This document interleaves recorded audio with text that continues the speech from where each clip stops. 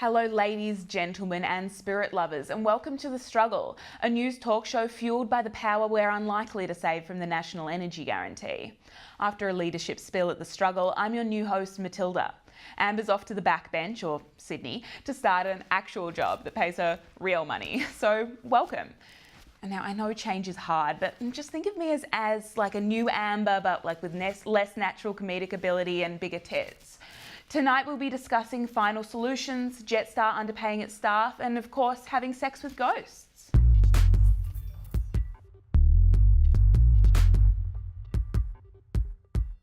Let's begin our show with some good old Aussie politics. Canada's Australian Party Senator Fraser Anning has caused outrage in his first speech to the Senate. The final solution to the immigration problem, of course, is a popular vote. While calling for Muslim immigration to be stopped in Australia, his use of the phrase final solution was particularly divisive because, yeah, it's the same term that the Nazis used to describe the Holocaust.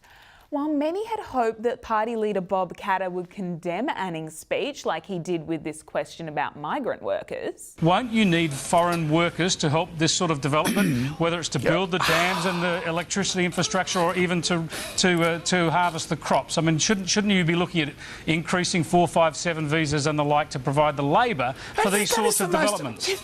That is the most outrageous piece of rubbish I have ever heard in my life. It wasn't to be, with the larrikin leader only full of praise for his culturally insensitive colleague. It was a magnificent speech. It was solid gold. And in a task more difficult than finding one of Cole's mini collectible red hands, our politicians have for once come to a universal agreement in their criticism of Anning, with even Pauline Hanson criticising the speech. Straight from Goebbels' handbook from the Nazi Germany. To delve deeper into the matter, I'm joined by our far-right correspondent, Pauline Hanson. I can't handle being around any of these special snowflakes. They're useless and they can't even fix the bloody economy. What the hell am I supposed to... Well, Matilda, Fraser Anning has refused to apologise for the inflammatory material, saying that he was speaking to the final solution in general and not trying to reference the Nazi terms. His party leader also sought to explain why Anning may have used the anti-Semitic reference, saying, He didn't go to university. Now, while Anning may have not learnt about the final solution at uni, it seems he also missed out on how the university system actually works. In his speech, he called for the amount of student visas to be drastically reduced, so more places become available for local students whose parents have paid for the university with their taxes. Now I get, being in politics can make you say some strange things. You know, people are entitled to their sexual proclivities. You know, I mean, let there be 1,000 blossoms bloom as far as I'm concerned. You know, but I ain't spending any time on it because in the meantime, every 3 months, a person is torn to pieces by a crocodile in North Queensland. Anning has completely ignored the fact that most international students are paying huge amounts of money to be studying in Australia and are actually funding a significant proportion of universities around the nation. But this isn't the first time the senator has made headlines, as last year he sensationally quit Pauline Hanson's My Queen's One Nation party after just 1 hour. What a fucking traitor. Theories continue to circle as to why an episode of The Bachelor lasts longer than Anning's time did at the party, with some suggesting that he was even too racist for One Nation. What a joke. However, others believe that Anning's speech was a deliberate attempt to seek attention and build upon the 90 votes that he got in the last federal election, so next time we go to the polls, he can at least get more voters than the amount of fucking sultanas in a tiny box. Can someone get me some vodka or some Adderall? Back to you, Matilda. And by the way, you will never be as good as Amber. And your shirt is fucking... Thanks, Pauline Hansung. Moving on from potential Nazi propaganda, ATARs are back in the news after a Senate inquiry found that students had been accepted into teaching courses with ATARs as low as 17. To put that in perspective, a 17 ATAR means your exam answers needed to contain roughly the same amount of correct information as an episode of InfoWars with Alex Jones. And that guy genuinely thinks tap water is making frogs gay. I don't like them putting chemicals in the water that turn the friggin' frogs gay. Federal Education Minister Simon Birmingham expressed his displeasure at the revelations, stating, "Our kids deserve no less than high-quality teachers with high-quality skills." He says that as the Commonwealth doesn't have the power to set entry rights, that they will instead enforce a test that students must take before they graduate in order to ensure they have the right skills. These skills include not knowing how to make a full-screen video and showing Dead Poets Society for the 800th time. In 2018, the Victorian government introduced minimum score requirements of 65 for teaching courses. Education Minister James Merlino had ordered an urgent investigation into university entry data to ensure standards introduced in 2018 are adhered to. Deacon's website proudly proclaims that it gives students an opportunity to attend university regardless of their ATAR, with a pathway called How to Get into Uni No Matter Your ATAR. They may have gotten this idea from Channel 9's investigation into how to get famous no matter how little personality you have. RMIT has also found itself in hot water after it was revealed certain finance units were reusing exam papers and subjects were using lecture slides so outdated they described 1997 as the future, which, I mean, for parts of rural Queensland, I guess that's true. But before our university superiority complex makes us too similar to Melbourne Uni, we should mention that here at Monash, we have been involved in similar practices involving pathways for lower ATARs. We contact Monash for comment and we expect a one-word response sometime in the next year. In the meantime, they wanted to know if we were free to take the SES student survey. Thanks, Monash. All right, guys, we will be right back after this break.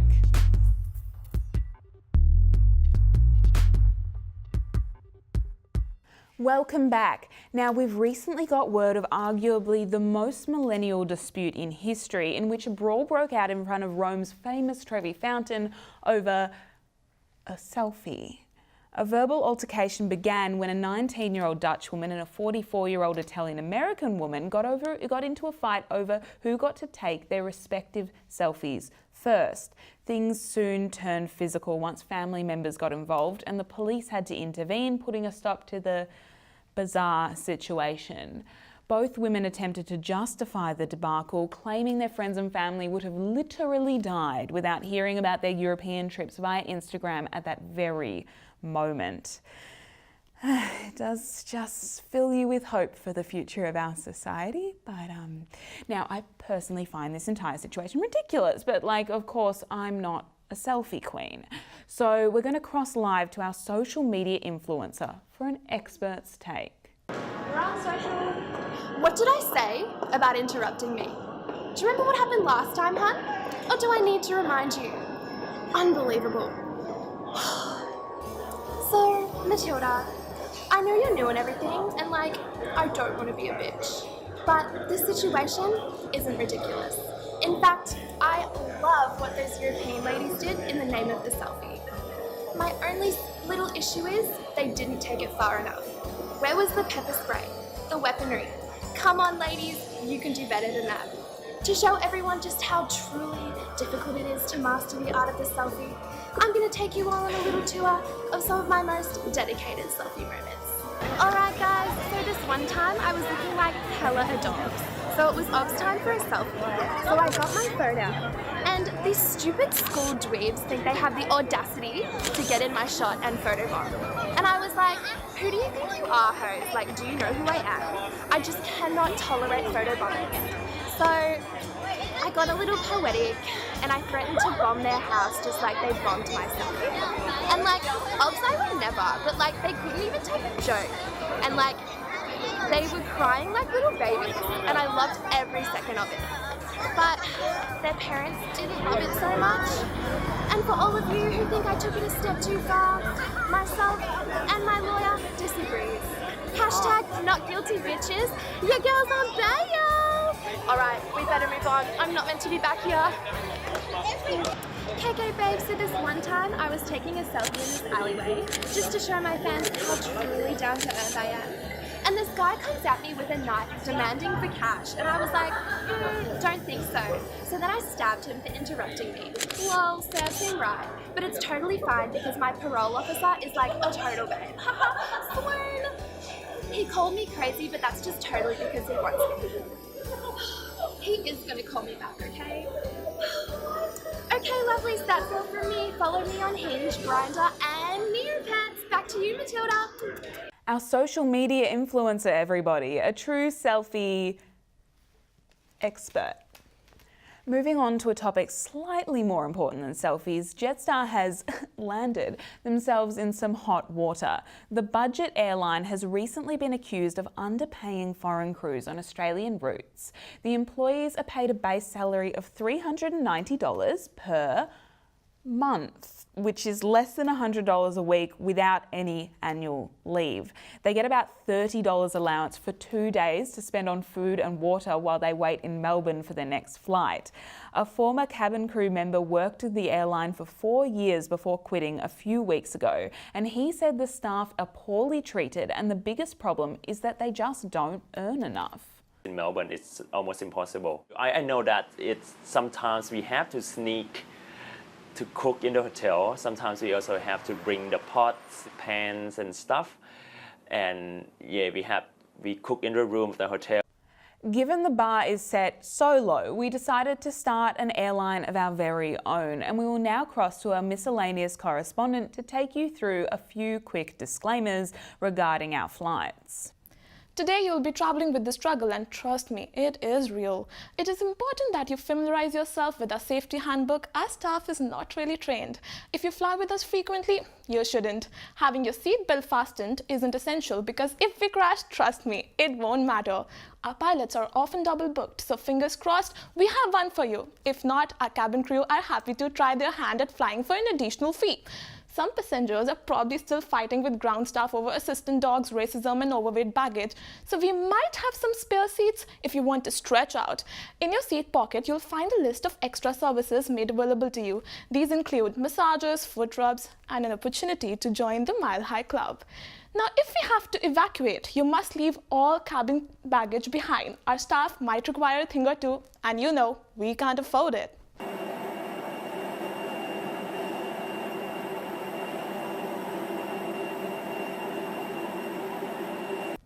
Remember that in an emergency, we'll save ourselves first, so pray to your God and follow your heart.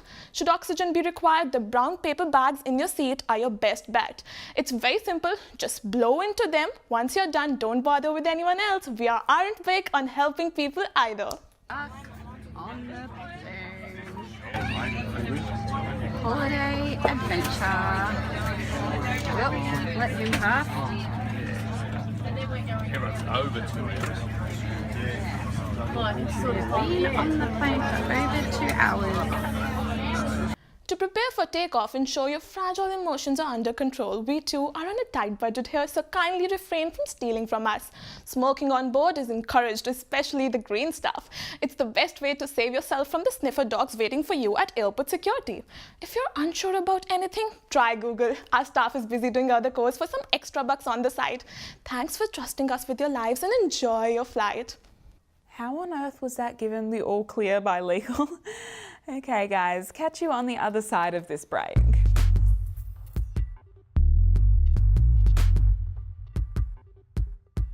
Welcome back everyone. Yep, Amber still isn't here.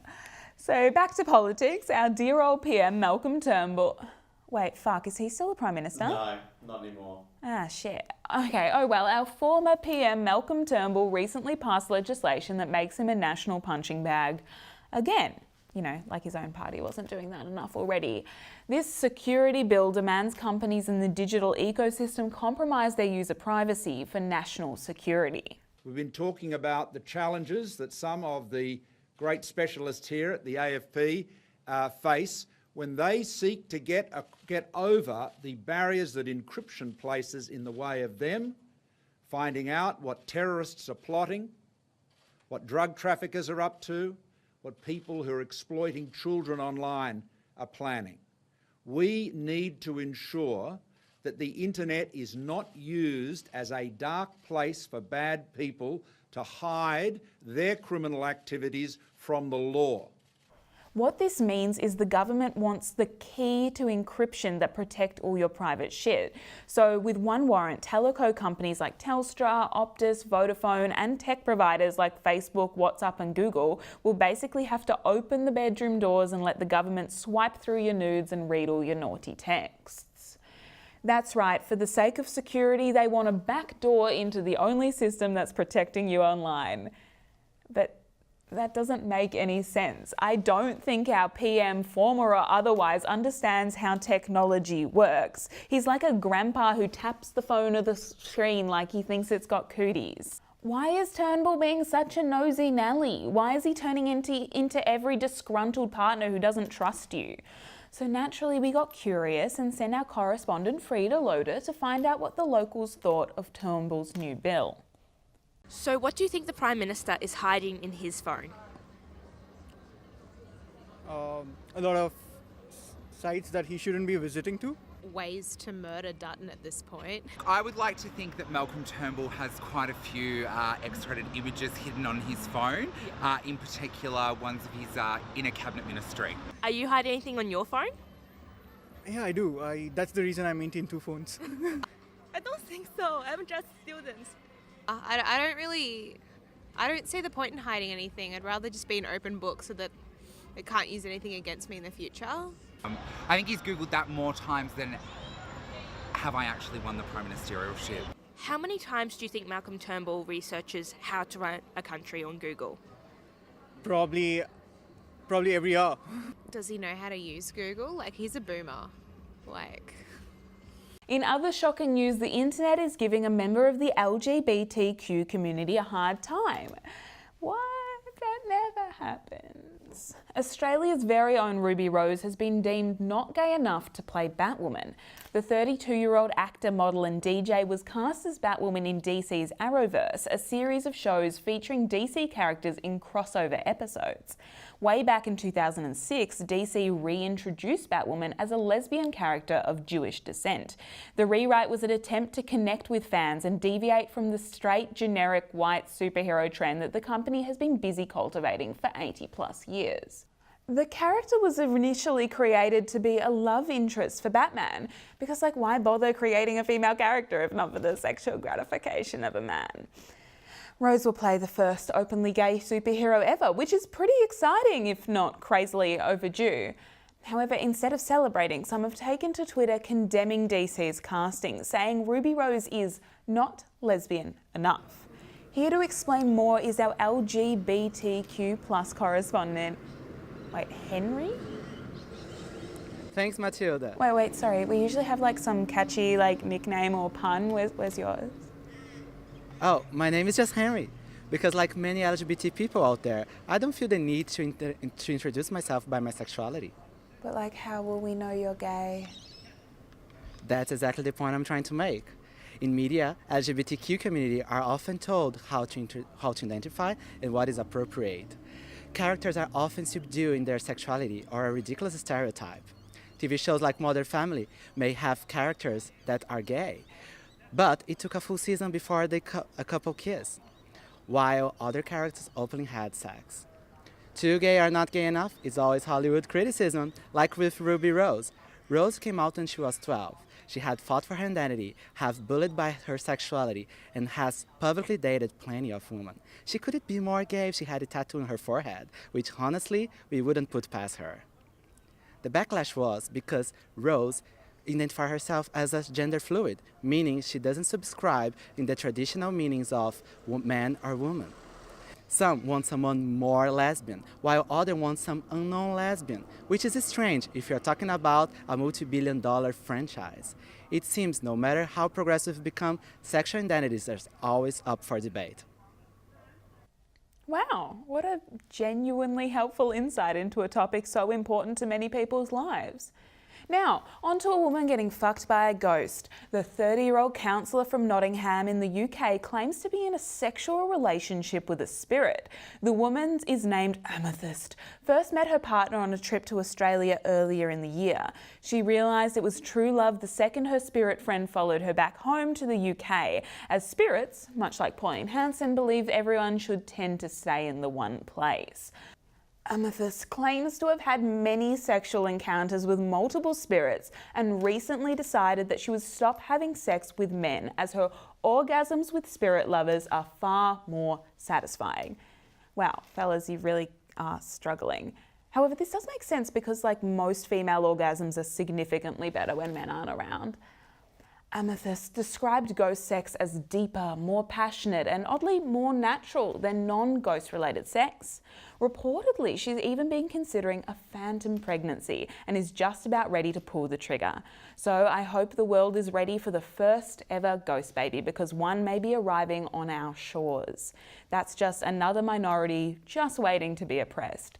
Poor kid doesn't know what it's in for. Imagine what Pauline would say. Please explain. We here at The Struggle, however, are open to anything, and even sent our sexually frustrated intern down to the old Melbourne jail to try his luck with the spirits. I believe our dating correspondent is down there with him to capture the golden moment.